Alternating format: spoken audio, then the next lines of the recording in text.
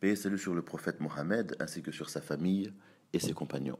Salam alaikum, chers auditeurs. Aujourd'hui, nous allons parler de l'autorisation dans la Salatul Fatihi.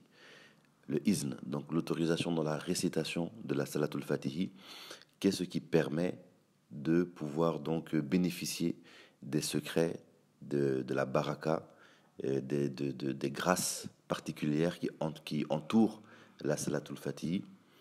Et c'est de cela que nous allons parler aujourd'hui. Alors, pour le Tidjani, celui qui a pris le wird, la question ne se pose pas parce que la tariqa vient avec une autorisation, donc dans la Salatul Fatihi. Voilà, une autorisation dans son aspect exotérique. Donc celle-là, elle est pour tous les Tidjani, donc quand ils prennent la tariqa. Voilà. Maintenant, il y a des aspects de la Salatul Fatihi qui sont occultés, qui sont cachés. À ce moment-là, c'est dans l'avancement du disciple qu'il pourra avoir ces autorisations-là. Mais ce n'est pas de cela dont nous allons parler aujourd'hui. Aujourd'hui, nous allons juste parler donc de l'autorisation dans la récitation de la Salatul Fatihi. Alors, comme je disais, le disciple Tidjani, lorsqu'il prend la tariqa, il a l'autorisation ipso facto dans la récitation de la Salatul Fatihi. Il est encouragé à la réciter le plus souvent possible, avec le maximum de concentration, de présence du cœur possible. Donc, le Tidjani, lui, il bénéficie de la Salatul Fatihi dans son aspect exotérique et tous les secrets, toutes les grâces qui sont contenues dedans et qui sont tellement vastes qu'il est impossible donc de les décrire. Ce qu'on connaît de la Salatul Fatihi, c'est vraiment une infime partie qui est donc du rapport de une goutte par rapport à l'océan. Voilà. Donc tout ce qu'on a entendu sur la Salatul Fatihi jusqu'à présent, ce n'est rien par rapport à la réalité de la Salatul Fatihi. Voilà. Même les choses qui sont les plus étonnantes sur la Salatul Fatihi, vraiment, ça ne représente qu'une goutte par rapport à ce que c'est que la Salatul Fatihi. Donc le disciple Tidjani, lui, il a l'autorisation ipso facto. Mais pour le musulman qui n'est pas Tidjani, qu'en est-il? Comment est-ce que le musulman qui n'est pas Tidjani peut avoir l'autorisation dans la Salatul Fatihi? Alors, l'autorisation dans la Salatul Fatihi, il y a deux conditions. La condition première, c'est la croyance que la Salatul Fatihi émane de la présence divine. Donc, elle est comptée comme la parole divine, sans à ne pas confondre avec, bien sûr, les hadiths Qudsi ou le Coran. Mais elle fait partie donc de cette parole éternelle. Elle vient donc de la présence divine. Elle n'a pas été conçue par une créature. Voilà, c'est cela qu'il faut croire lorsqu'on veut réciter la Salatul Fatihi. Cette croyance est nécessaire pour celui qui la récite. Ensuite, la deuxième condition, c'est l'autorisation donc de quelqu'un qui peut donner cette autorisation-là, voilà, pour réciter la Salatul Fatihi. Et cette autorisation ne peut être donnée que par un Tidjani.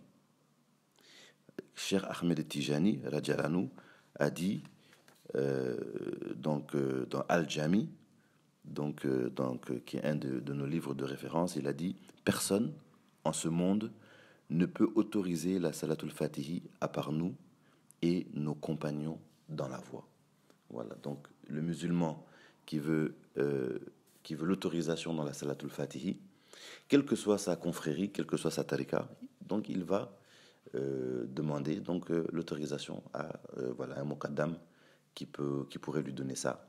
Et lui, ce qui lui est demandé à lui, c'est de tout simplement être convaincu, de croire donc que la Salatul Fatihi n'émane pas de la création d'une créature, qu'elle soit angélique ou djinn ou humaine.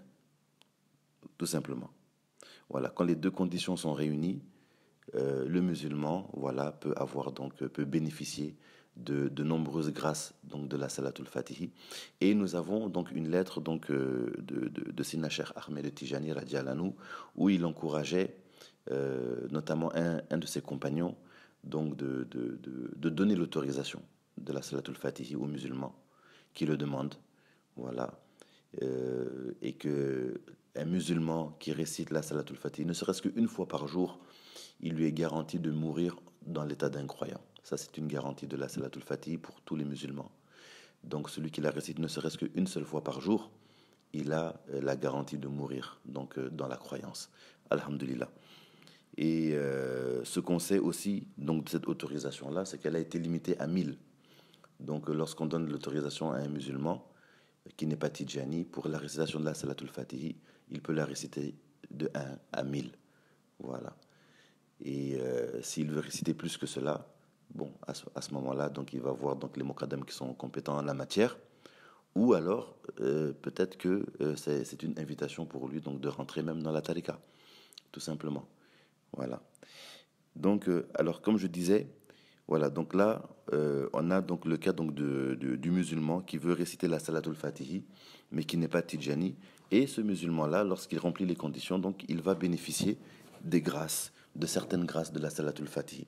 Est-ce que maintenant, ce musulman va bénéficier de la Salatul Fatihi comme celui qui a pris le wird? Non. Celui qui est musulman, qui a pris la Salatul Fatihi, qui récite la Salatul Fatihi, en remplissant les conditions, il va avoir beaucoup plus que quelqu'un qui récite la Salatul Fatihi sans autorisation. Donc quelqu'un qui prend la Salatul Fatihi dans un livre et qui la récite comme ça, pour lui c'est une salat à la nabi normale. Mais pour celui qui a une autorisation, la Salatul Fatihi, bien sûr, sera habillée de grâce, de secret, de lumière, de flux que celui qui n'a pas l'autorisation n'aura pas. Mais ce n'est pas la même chose, même avec ça, ce n'est pas la même chose qu'un Tidjani qui lui a le wird et qui récite la Salatul Fatihi. Voilà, le Tidjani qui récite la Salatul Fatihi, ce Tidjani-là, ce qui lui est ouvert dans la Salatul Fatihi, un musulman qui n'a pas le wird ne peut pas avoir ça. Voilà, parce que la tarika, le fait de rentrer dans la tarika, le fait de prendre le wird, ça va conférer un facteur amplificateur de la récitation de la Salatul Fatihi. Et le Tidjani, donc lui, il va avoir donc accès à toutes les modalités de la Salatul Fatihi dans son aspect exotérique sans aucune limite. Voilà. Et s'il veut des spécificités, même dans son aspect exotérique, il peut être accompagné donc d'un Mokaddam, prendre conseil avec les Mokaddam, parce qu'il y a des chiffres, il y a des chemins donc de la Salatul Fatihi. Mais le Tidjani, même sans même s'il ne fait pas de chiffres particuliers, il peut réciter la Salatul Fatihi 1000 fois, 2000 fois, 3000 fois, 4000 fois, 5000 fois, 12 000 fois et plus, voilà, sans aucun problème. Voilà, sans aucun problème. Et le fait qu'il soit Tidjani, ce qui vient avec le wird, il y aura aussi un facteur multiplicateur et un facteur amplificateur qui est dû au rang qu'il a eu en prenant la tarika. Voilà, quand on prend la tarika, il y a un rang qui vient avec ça, et ce rang va multiplier et amplifier toutes les actions. Voilà, toutes les actions que l'on fait. Et même le Tidjani a une part sur les actions même des autres musulmans. Voilà, sur plusieurs milliers de fois. Donc, celui qui veut avoir des détails par rapport à ça n'a qu'à voilà, se référer au livre mère et il verra donc par lui-même. Voilà, donc un Tidjani, alhamdulillah, celui qui a le wird, vraiment, toutes les actions qui sont faites par les musulmans qui sont acceptées, le Tidjani, lui, il a les mêmes récompenses, même s'il dort.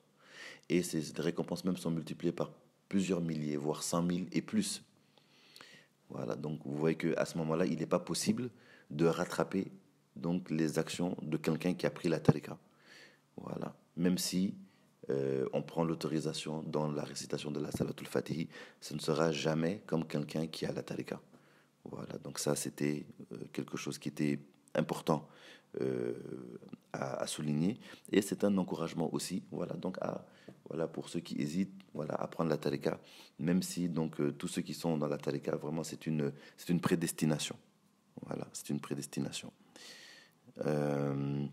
Maintenant, on va voir maintenant qu'est-ce qui annule l'autorisation dans la Salatul Fatih? Est-ce qu'il y a quelque chose qui annule l'autorisation ou qui annule la Salatul Fatih?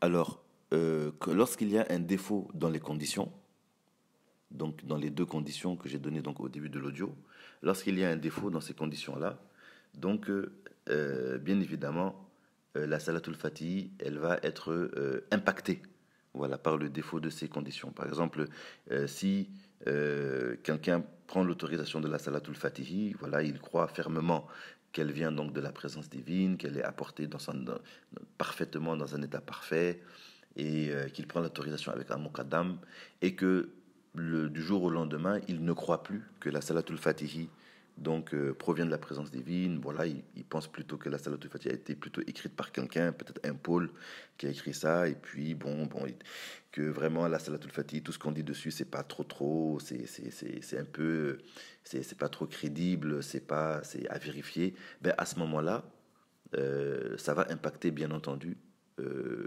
les lumières qu'il recevait sur la Salatul Fatihi. Voilà, il ne pourra plus recevoir les mêmes choses parce que, vu que sa croyance a changé, la Salatul qu'il récite maintenant n'est plus la même. Ce n'est plus la Salatul Fatihi dans son aspect vraiment avec les grâces et les lumières particulières qui l'entourent. Ça va devenir à ce moment-là une Salat ala Nabi normale. Voilà, parce que sa croyance a changé.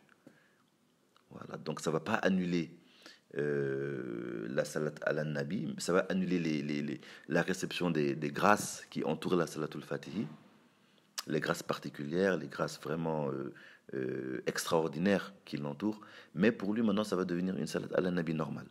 Voilà, il va revenir comme quelqu'un qui n'a pas donc l'autorisation. Voilà, et est-ce que maintenant il y a quelque chose qui peut annuler la salatul fatihi? Est-ce qu'il y a quelque chose, des actions qui peuvent annuler la Salatul Fatih? On sait que il y a des actions qui annulent les œuvres, qui annulent les bonnes œuvres. Mais est-ce que la Salatul Fatih est impactée par cela? Alors, c'est Nasher Ahmed Tijani, radiallahu anhu, il a répondu à cette question. Voilà. Donc, il a dit qu'il n'y a rien qui peut annuler la Salatul Fatih.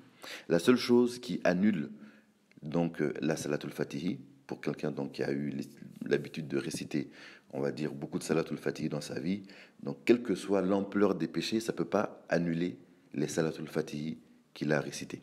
Mais il y a une chose qui annule la Salatul Fatih, et cette chose, c'est d'arrêter la prière. Voilà. Donc quelqu'un qui abandonne les prières, qui abandonne la salat, donc les 5 prières obligatoires, à ce moment-là, bien entendu, donc la Salatul Fatihi sera annulée aussi. Voilà, c'est la seule chose qui peut annuler la Salatul Fatihi. Sinon, il n'y a aucun péché, qu'il soit grand ou petit, qui peut annuler la Salatul Fatihi. Voilà, il n'y a que ça. Voilà, donc je pense que j'ai répondu à cette question par rapport à l'autorisation. Inch'Allah, on se reprend très bientôt pour une autre audio. Assalamu alaikum et portez-vous bien, prenez bien soin de vous.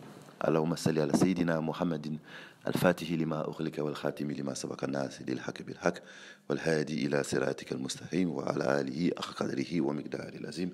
Subhana rabbika rabbil izzati amma yasifun wa salamun ala al-mursalin walhamdulillahi rabbil alamin.